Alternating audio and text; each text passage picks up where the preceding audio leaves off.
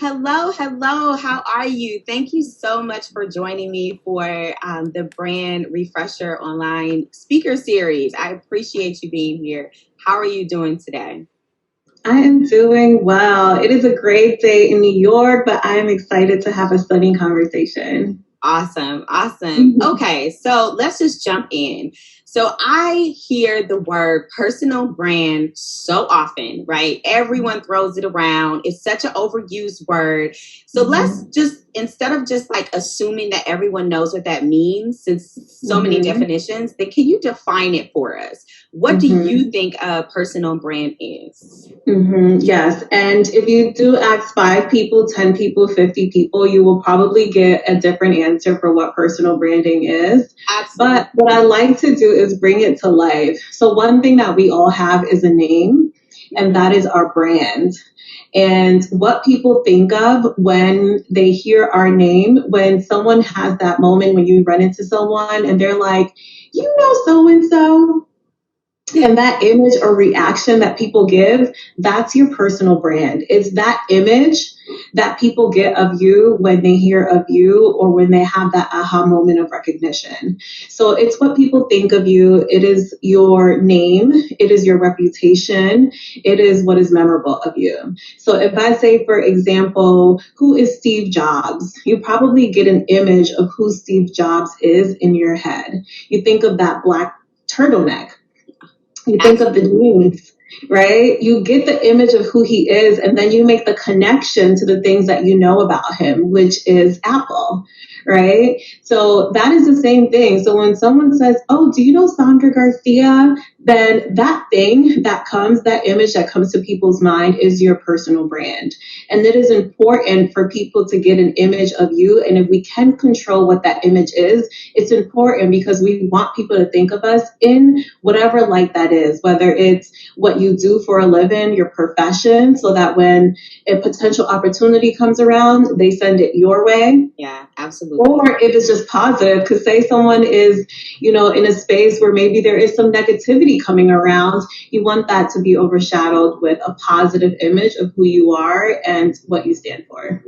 Got it. I feel like that's the simplest definition that I've heard. That's just like digestible. I know exactly what you're talking about. It's not up in the air, a variety of different things. So we got it. Thank you for clarifying that from your perspective. So what is the difference between marketing and branding and PR? I know you kind of fluctuate and do a variety of different things, and your expertise is very widespread. So what is the difference? Can you define it for us? Yes, absolutely. And it is something all three get confused and add promotions in there, add advertising in there. It's all confusing. And people use all of these terms interchangeably. And it's dangerous when it comes to business owners using these terms interchangeably. So the way that I like to break it up is, especially from a business owner perspective, is that one, you have to work on your branding. So branding are your assets, the things that define who you are.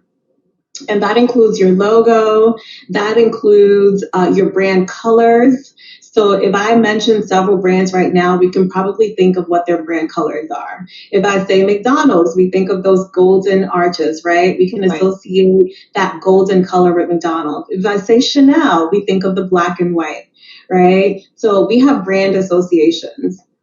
Staples, red, the logo is red, right? So what's your logo?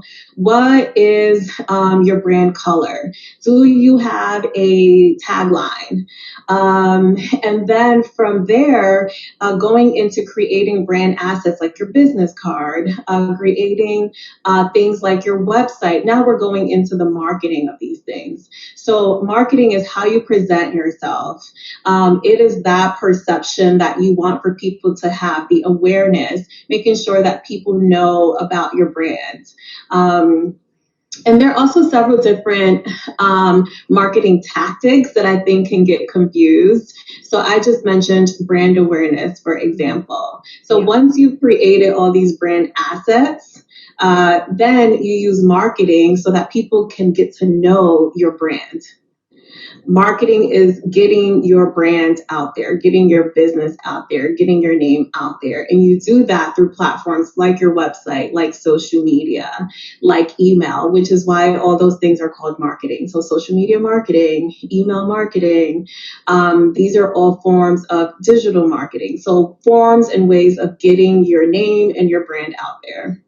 Got it. Now, PR, public relations or media relations, is now taking that a step further and getting recognized in spaces, in the media.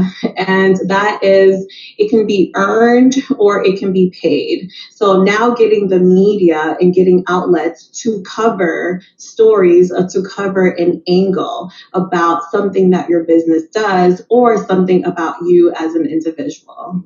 So getting additional recognition, but marketing, I would say, is first getting your name out there, getting your brand out there. PR is more so storytelling and getting the media to cover. Got it. Thank you so much. That also was very clear for us. I know that you talk about developing a UVP, which is a unique value proposition. So what is that and how can we do that? So we're talking to women that are high achieving. So they may be in corporate or they are business owners that are looking to grow their business to the next level. So what is our unique value propositions and how do we define them and grow them and market them, get them out to the world? Right. Yes. And I love that. Right. So we are all individuals. We are all very different. We can be similar, but very different. And we are all very unique.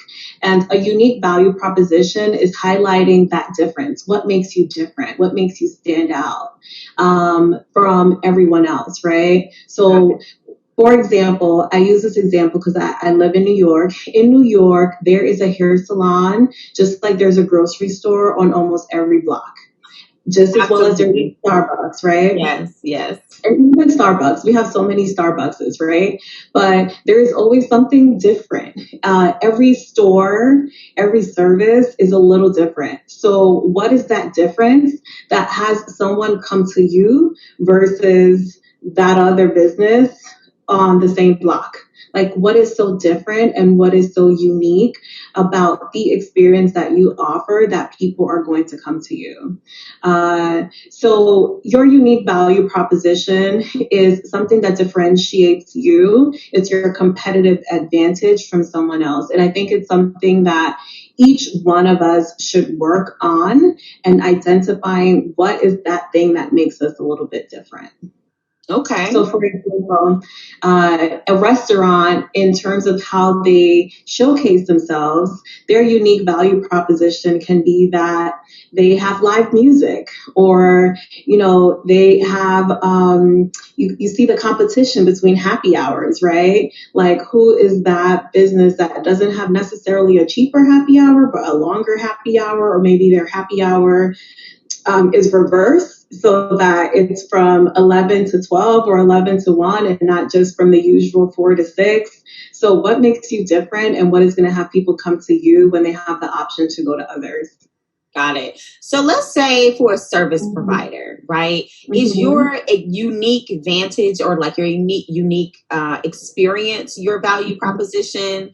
Or is it the assets that you're giving or the course? Or like if you're a service provider, then what will be your unique value propositions? Is it maybe the onboarding or giving gifts, or like how does that work for like a service provider? Like an online digital service provider per se. Yeah, you just named a few of them. So your unique value proposition can start one with you, and then it can go into the services that you offer. So it can be your experience in that particular area. What is your experience? What makes you so different?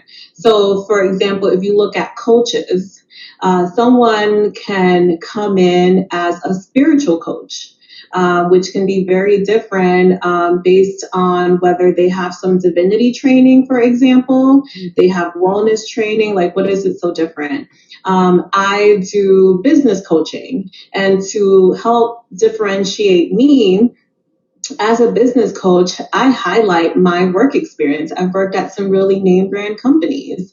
So I say that I show small businesses how to put into practice corporate strategies. So corporate strategies for your small business. So that's kind of one of my differentiating factors, that I work for really big companies and help them make other really big companies money. And now I'm using these strategies to help small businesses do the same. So you can start with your actual experience. Everyone's experience is very unique and very different. So using that first, and then go into how you service people.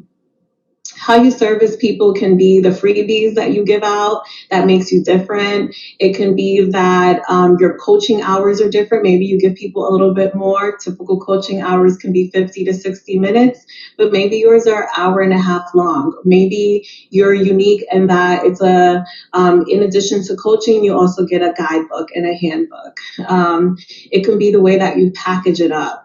There's so many things that can make you different in terms of offering. So services can be that experience too. Got it. Okay, so since you brought up coaches, right? There's so many coaches out here. I feel like it has become the biggest buzzword ever. Like it's just like a spiritual coach, business coach, whatever style everything coach. Yes, everything coach, right? So when you're working with coaches, right? Like I am a coach, right? I have a corporate job in the fashion industry as well as I am a coach. So when you're working with coaches, do you feel like the market is so oversaturated that it's difficult to differentiate yourself? Or do you feel like that really comes in the messaging of your brand that really kind of can capture people's attention? You know what I mean? Because I feel like the market is just so oversaturated with coach this, coach that, coach this.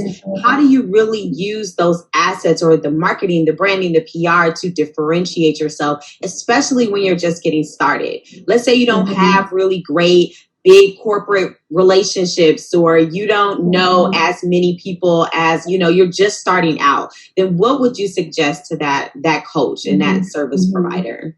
Yeah. So I think that's where we get back to your unique value proposition. What makes you so different? Even before you get started and you have that roster of client, what is it so different about the way that you will be able to service and why you're even doing what you're doing? What's your why? So I would say starting even with your why to share with people why they should be working with you. And one of the biggest learning lessons and one of the early learning lessons that I received is that we are all our individual salespeople. So we work for these organizations and they have salespeople. But when you work for yourself, you're your own salesperson.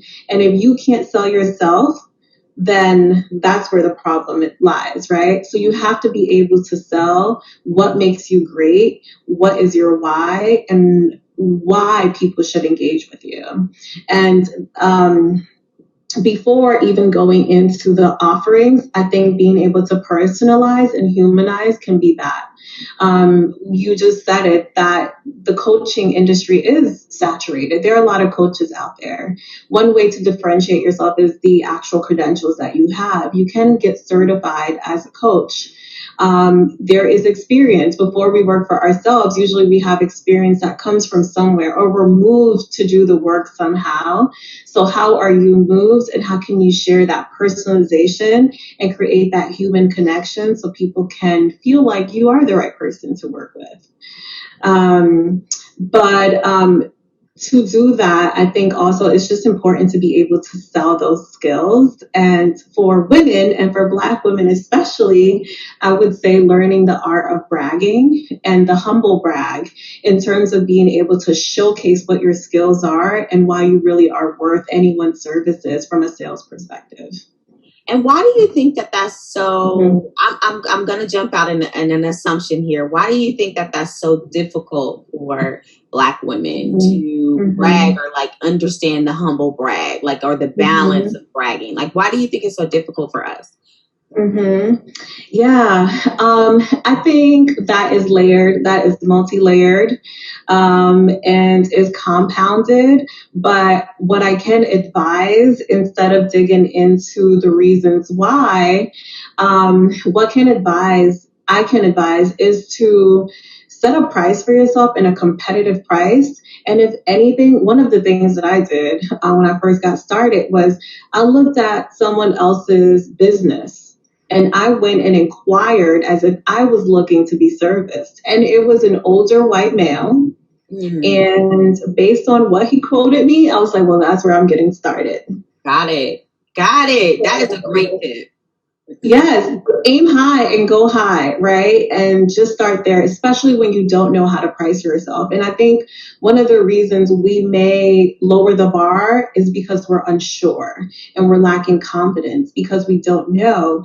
And sometimes we don't have people around us that we can ask and who are going to give us a response, because we're a lot of times we're in spaces where there aren't too many, or sometimes there's that silent competition that is unnecessary. The reality is that there's space for everyone. And if your unique value proposition is tight, then you won't be walking into anyone else's swim lanes because what you do is so different and what you offer and your unique you is so different that it doesn't matter. There are 10 people doing the same thing that you're doing.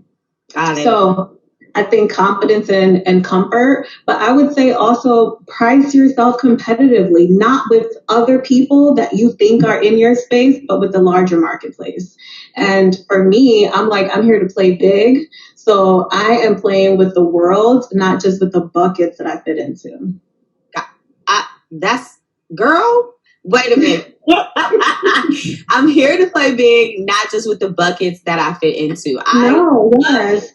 And it's like, because if not, you're like, oh well, I'm feminine. I call myself a multi-layered minority. So I'm Latina. I'm Black Latina. So I can sometimes say I'm not seen here, right? I'm woman, and as a woman, if you go into a male-dominated space, you're not seen there. If you're a Black woman, you go into certain spaces, you can say, oh, I'm not seen here. You can potentially, psych yourself out of not be seen in so many spaces. So I'm like, forget these buckets. I'm here to play with the mass market. Got it. I love it. I feel so inspired listening to it. I love it. So let's talk about networking real quick. Let's take a little detour and talk about networking, right? You have the ability to just network with so many different companies that you've named or so many people that are on your resume.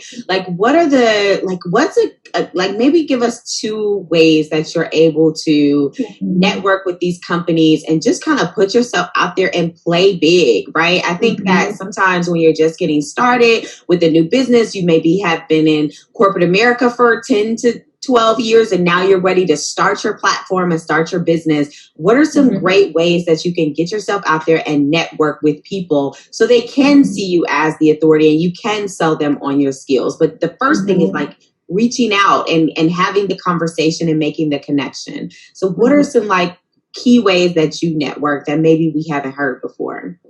Right. I don't know if these are things that have never been heard before. But what I can share from my perspective is that I hate networking. I hate networking. I hate dry conversations. I hate forced conversations. It's hard for me to just get on the phone sometimes, email me or text me so I can quickly reply and be an introvert. Yes, especially now, this quarantine and pandemic has made me even more of an introvert. So I definitely call myself a working extrovert. I have to work at it and I'm super conscious and intentional about it. So because I know myself so well and I know that I don't like dry conversations, it's relationship building and it's the power of relationships. And I share often that the power of relationships is what's helped me as an entrepreneur. But these relationships are not built overnight and you don't just tap into them when you're ready to start a business. These are relationships that you've been cultivating and watering and feeding life into over a period of time. Got it. And when it is time to tap into certain relationships, it's not just a one-way street, it's a two-way street. So I compare it to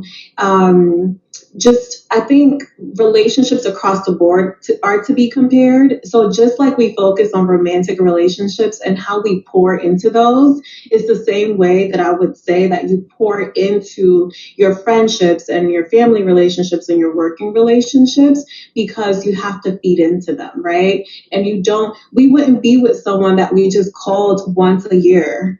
Right. Like, that's not profound. So why do we mistreat our working relationships sometimes? We have to nurture them. So first, I would say it's cultivating relationships and strengthening them.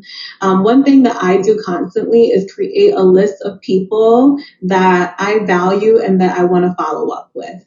And on a monthly basis, sometimes a little bit more frequently, I will just send a note and say, hello, how's everything going? How can I be of service to you? So I always offer service. I always offer something. I am not always making an ask. Because what you want is to be top of mind, or when you do have an ask and you do have a need, that it's no problem because you're always giving. Right. I love that. That is a great actionable tip. I hope everybody is writing that down, right? Because nourishing those relationships is great, but how do we actually do it? And I think that's an amazing step. So do you have any other good, juicy tips for us that we can nourish our good relationships? In terms of relationships, I would say if you're a consultant, if you're a coach, for example, always think about how you can offer something. Lead with an offer before an ask, or lead for an offer with an ask. And don't just always look at brands for how to do that. Look at the people in your sphere of influence. So I say everyone can't be an entrepreneur, because I need people at companies who can help me facilitate conversations. Absolutely. So everyone plays a role, and everyone plays a role in that ecosystem, and we can all help each other. But I think understanding the ecosystem and how things work is also a powerful tool in being able to move around. It takes sometimes 6 months to nurture a relationship when it comes to these big brands. And I think sometimes outside looking in, people think that it happens overnight, but it takes 6 months, and it takes persistence, and it takes adding value. And we can add value in simple ways, like having a LinkedIn account where you share articles with tips, or on Twitter. People are paying attention and people are watching. Yeah. Thank you so much. That's awesome. So let's shift over to customer persona. I know that you talk a bit about that. So like, what is a customer persona? And then how do we use that customer persona to like locate and better cater to our customers? Right, exactly. So every business should have a customer persona. That person who is who you are looking to target, that audience that you're looking to engage, that primary audience that is going to serve your business. So I suggest that as a part of creating a marketing strategy, that every business also create a customer persona. So what goes into that? Give her or him a name, and, or, she, however we want to define ourselves now, just create an image of a person that is going to support your business, so that you can hyper focus and even maybe create layers of persona. So, for example, if you are a children's store, or you are a business that reaches kids, for example, your customer persona, although you are selling products and items for kids, may be the parents.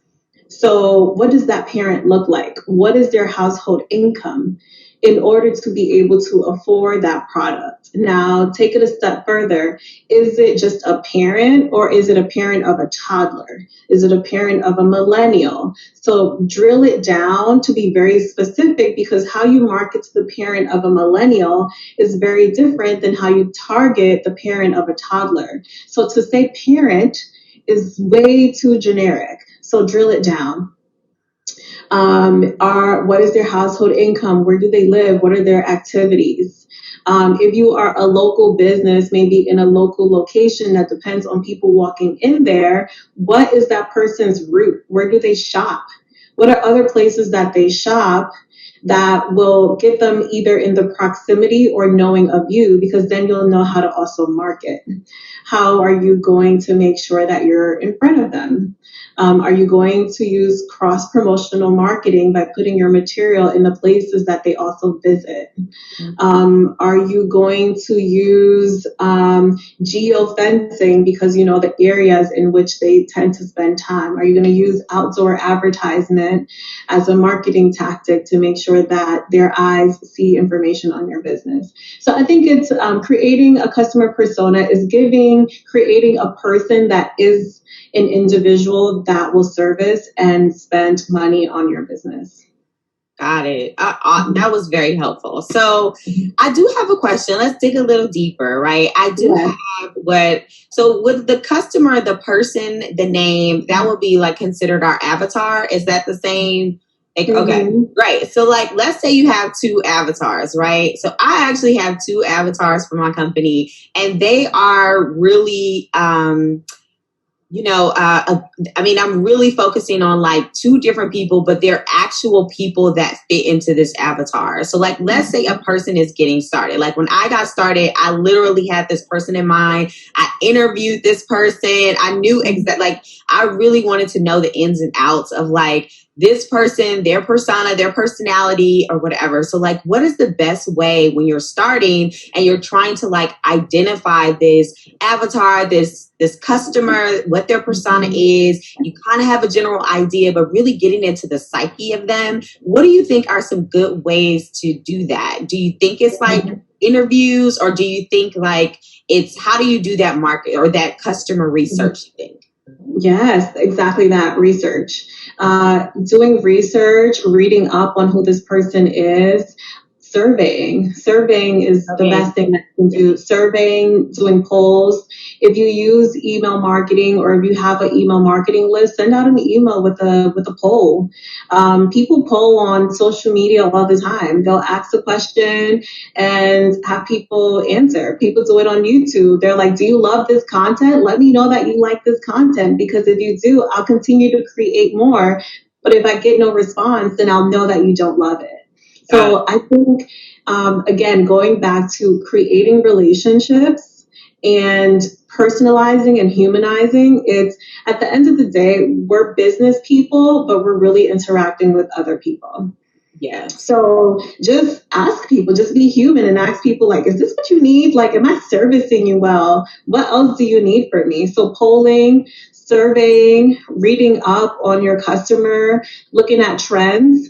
If I have a contract with Google, that is something that is very widely known. But if you look at even Google Trends, for example, you put in something in relation to your business and you're able to see other things that people who are interested in one thing are also looking into.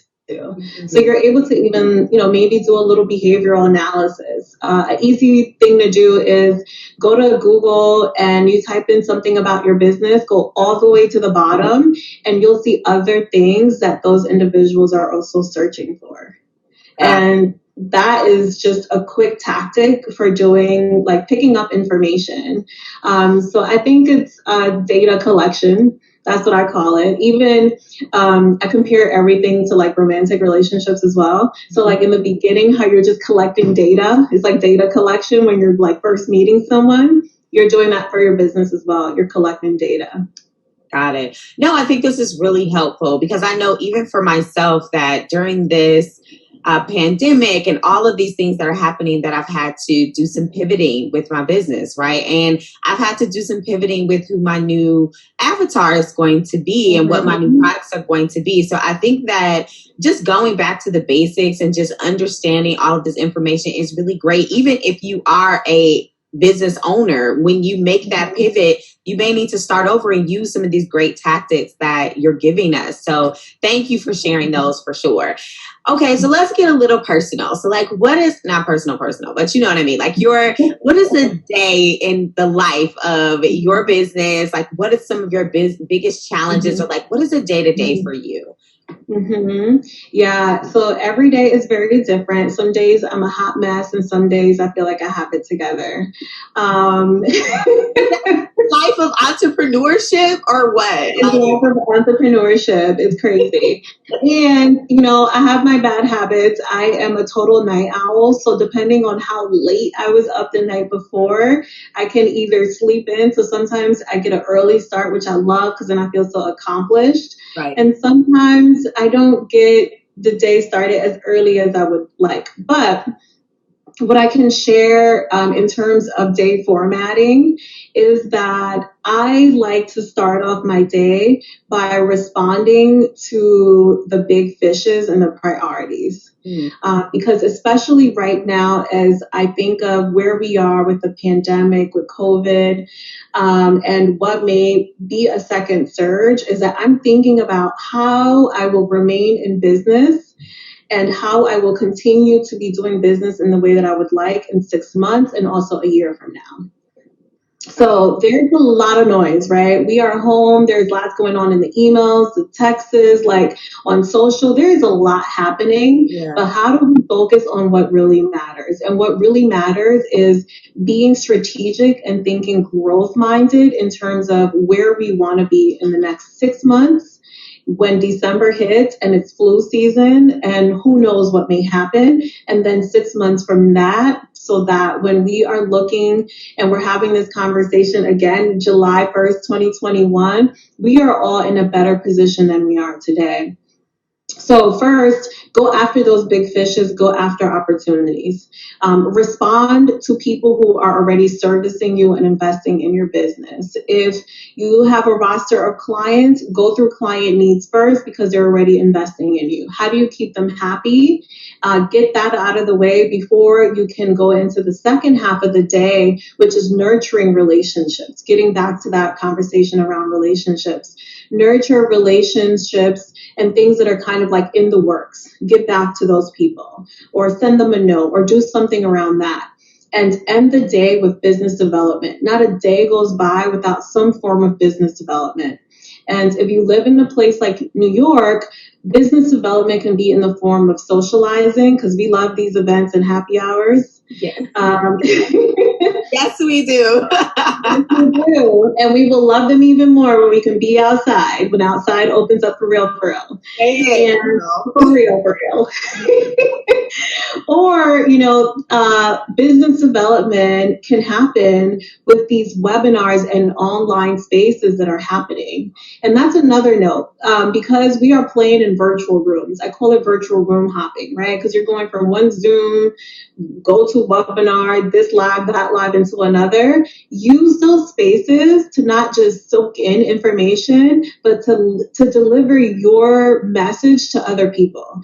I will literally attend and go on and share, hey, this is my website. This is what I do. Because if there are 50, 75, 100 people on there and there's a chat, you just now potentially reach people nationally and internationally because these virtual rooms are opening up space for us to cultivate relationships with people who don't just live in our proper cities that we would meet at a happy hour at our favorite place. Love it. Now we can connect with people. You said you're in Texas, with LA, like it's connected.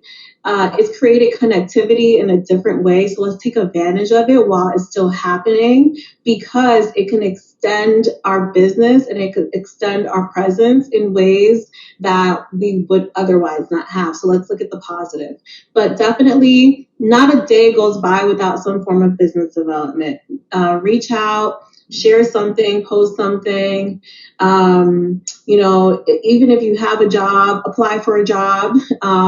If you have a business, apply for that job and then pitch consulting services, like get creative and do business development some way, some form. Got it. Thank you. And you just dispelled it. I was talking to a client yesterday and we were talking about some limiting beliefs around this idea that with this pandemic and everything digital, am I really going to be able to profit and make money and launch new products? And I think what you're talking about is like, there are ways to navigate, continue to develop your business, continue to bring in clients, even though things are happening right now with everything that's happening in the world. So I'm glad that you mentioned that for sure. Well, do you have any great resources for us? Like, do you have any great books, any great resources that we could check out for sure? Everyone will have your website so they can check you out and your social media, but any other great, like amazing books that, or resources that we can kind of use to just take our brands to the next level? Well, I'm going to be selfish and plug my business in here. But yes, definitely check out my website, encounteryourpotential.com. I am helping individuals and businesses encounter their max potential. And one of the purposeful pieces of my life, which is also my work, is being able to host workshops for small business owners with a focus on Black and Latinx business owners through Grow with Google. So I host 3 webinars right now, soon, one day in 2021, they will be live again, events, and all to help close the digital divide. So one thing that I would also emphasize so much for our community is to get a little bit more digitally and tech savvy. It's not enough to know about the tools that exist, but how to use these tools. Absolutely. Because the ability to use tools and technology is also something that is creating a greater and greater gap as we live in a more and more digital space. So how to even take advantage of just webinars, right? Outside of just attending, let's not just show up, but let's play, right? And how we can play in this digital space is by making it work for us. So use LinkedIn. LinkedIn is our friend. Instagram is great. Twitter is great, but LinkedIn is where conversations and business is happening. And let's showcase the things that we're doing to create social proof and social currency within our relationships, and doing that on places like LinkedIn for sure. But definitely being able to better use technology and have technology work for us is something that's so important for our communities, because it hurts my heart every time I come across someone who maybe, has like a hurdle in terms of using some tools that to me, I'm like, oh, this is like every day. And then I can only imagine how that then plays into how they're conducting and operating their business. But yes, check out my website, encounteryourpotential.com. I am hosting 3 webinars a month for Grow with Google, and they can be around getting your business online, getting your business on Google, being able to be found on Google Search and Google Maps through a Google My Business profile, getting your YouTube up. YouTube is the number 2 search engine out there, so making sure that we are discoverable and can be found. Got it. Thank you. And I've definitely used Grow with Google. I mean, it's just like a great resource. And so with the Grow with Google webinars that you're doing right now, are they all linked to your website, or do we need to go Grow with Google to sign up for that? Yes, you can absolutely find them on my website. You can also find them on my personal website, which we'll share a link with you, sandragarcialowry.com. And I have a dedicated page for not just the Google programs, but then also other things that I do as well. So I can't wait to get the copy of our conversation so I can also share it. But yes, you can find them on both of my sites. Awesome. Thank you so much for being here with me, sharing with us all of your amazing tips and taking the time out. And I just appreciate it. Have a great day. And it was great chatting with you for sure. Yes, I appreciate you. You're doing such good work by sharing and bringing people together to provide this great content. Thank you.